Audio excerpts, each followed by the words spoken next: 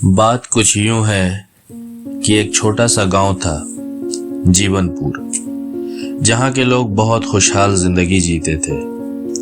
जीवनपुर की भाईचारा, मोहब्बत और उल्फत की मिसाल दूर दूर तक दूसरे गांव और शहरों में दी जाती थी।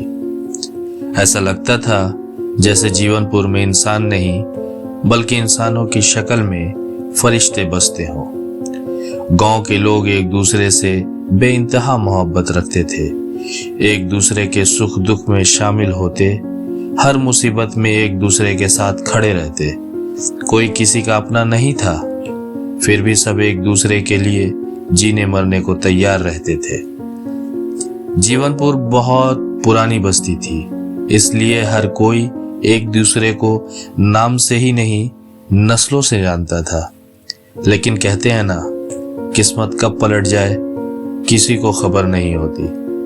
उसी जीवनपुर में एक दिन एक शख्स आया शहर से कारोबार करने के लिए। उसका नाम इंतशार का काम शहर से वो सामान लाना जो जीवनपुर में नहीं मिलता था और उसे गांव के दुकानदारों तक पहुंचाना। इसी वजह से इंतशार का आना जाना गांव की हर गली हर मोहल्ले में होने लगा। धीरे धीरे जीवनपुर का हर आदमी उसे पहचानने लगा।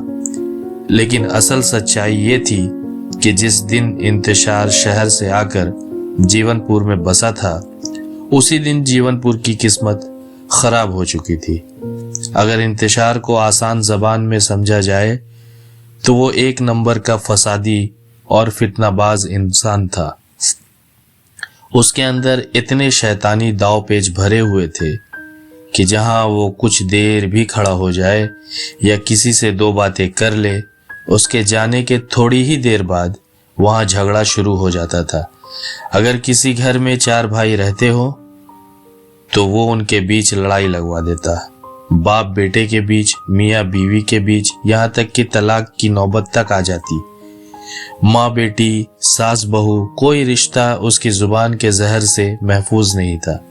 यहाँ तक कहा जाता था कि अगर इंतशार की परछाई भी किसी पर पड़ जाए तो वहां लड़ाई होना तय है। और ये सब उसी जीवनपुर में हो रहा था जिसे कभी भाईचारा और मोहब्बत की जन्नत कहा जाता था। अब हालात ये थे कि जीवनपुर रोज लड़ाई, मारपीट और नफरत का अड्डा बन चुका था। लोग एक दूसरे का चेहरा देखना पसंद नहीं करते थे। आए दिन थाने में एक दूसरे के खिलाफ FIR दर्ज होती। गांव की बदनामी दूर दूर तक फैल चुकी थी।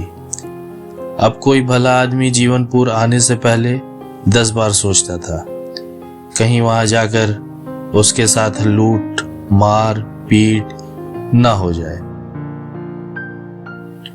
क्योंकि अब जीवनपुर में लोग नहीं, लोगों की शक्ल में शैतान बसते थे और इस पूरी तबाही का जिम्मेदार सिर्फ एक ही शख्स था, इंतशार। उसी ने जीवनपुर की जन्नत जैसी फिजा को जहन्नम की आग में बदल दिया था। लेकिन कहते हैं ना, हर जुल्म का एक अंजाम होता है।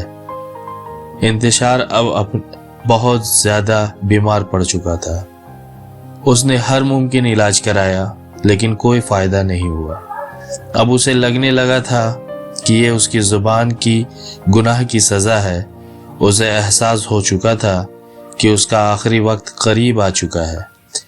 जब उसने महसूस किया कि मौत इतनी नज़दीक है कि अगले पल की भी खबर नहीं, तो उसने एक बड़ा फैसला किया।